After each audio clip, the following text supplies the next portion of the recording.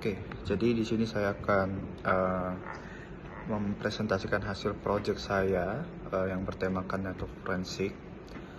Sebelum itu, saya ingin memperkenalkan terlebih dahulu diri saya, yaitu nama saya Albert Cornelius dengan NPM 220711683 dari Program Studi Informatika Fakultas Teknologi Industri Universitas Atmajaya Yogyakarta. Oke, mungkin sekilas saya ingin menjelaskan terlebih dahulu untuk menjelaskan bagian latar belakang dari forensik ini. Jadi forensik digital ini memang kalau terbilang forensik jaringan komputer yang memang biasanya diartikan sebagai cabang dari keamanan cyber yang terus-menerus seiring zaman itu terus berkembang. Walaupun adanya peningkatan ancaman keamanan, tetapi juga forensik jaringan komputer juga merupakan salah satu kunci untuk mengungkap aktivitas kejahatan dari cyber tersebut. Jadi memang forensik jaringan komputer ini memang didesain untuk mengidentifikasi dan mengambil informasi detail yang berkaitan dengan kejahatan cyber, lalu akan uh, lalu akan dianalisis. Jadi sesuai dengan keadaan aktivitas yang ada.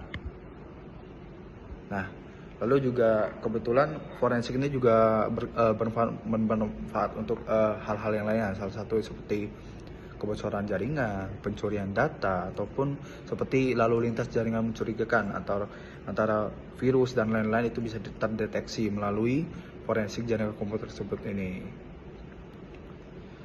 Nah, lalu kenapa sih jadi tujuan saya di sini itu mungkin untuk menjadi dua hal, dibagi menjadi dua hal. Yang pertama, itu kebetulan saya akan mengidentifikasi bagaimana sih caranya untuk menemukan username atau password yang akan dikirimkan melalui jaringan, terutama protokol yang tidak transkripsi seperti HTTP, FTP, atau Telnet, guna untuk mengidentifikasi potensi kebocoran data atau kredensial.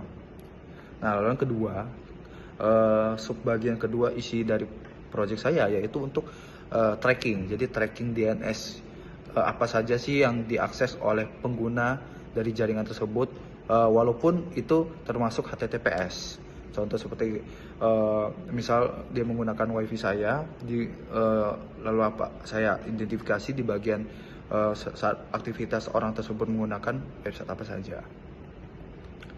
Nah, mungkin di sini saya akan melanjutkan di bagian penjelasan untuk lebih detail dari tujuan-tujuan yang saya sudah bicarakan sebelumnya. Pertama, di sini saya akan melakukan testing di bagian di mana kita bisa menemukan username dan password melalui lalu lintas paket jaringan. Oke, pertama-tama kita instalasi dulu Wireshark-nya. Kalau sudah, di sini akan kita cek di sini bagian sini, bagian Wireshark. Jadi kita coba cancel dulu.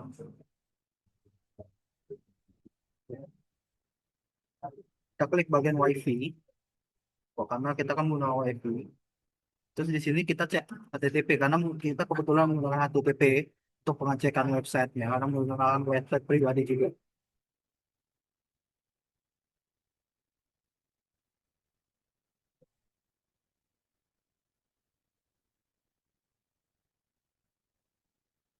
Nah, kebetulan ini menggunakan apa namanya menggunakan website sendiri dan di sini akan melakukan percobaan untuk masukkan username dan password.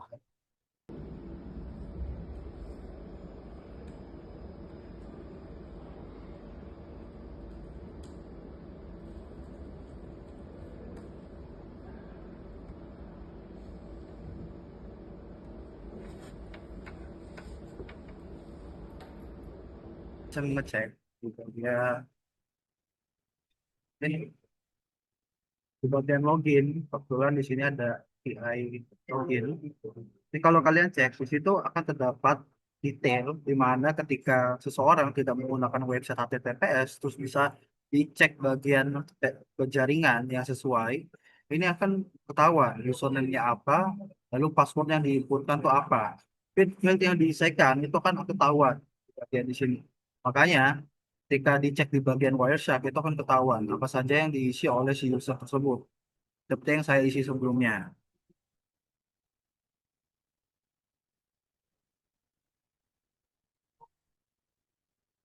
Nah, mungkin saya akan lanjut sebagai sedikit untuk percobaan kedua, yaitu Jadi lebih ke tracking DNS yang digunakan oleh user yang menggunakan WiFi yang sama. Nah, di sini kita ya sama prosesnya. Menggunakan Wireshark juga sama. Oke, di sini kita stop terlebih dahulu sebentar.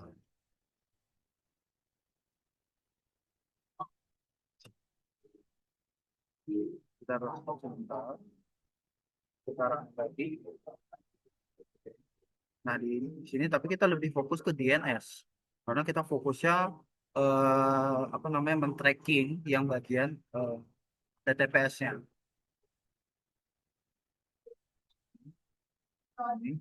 Nah, lalu ketika sudah dilakukan pembukaan ini, kita langsung bisa mengecek bagian di mana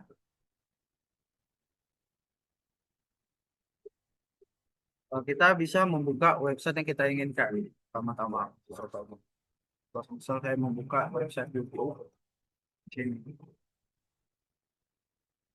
Lalu di sini akan tampil toh website-nya. Nah, lalu ketika kita melakukan pengecekan di bagian sini, ya, terus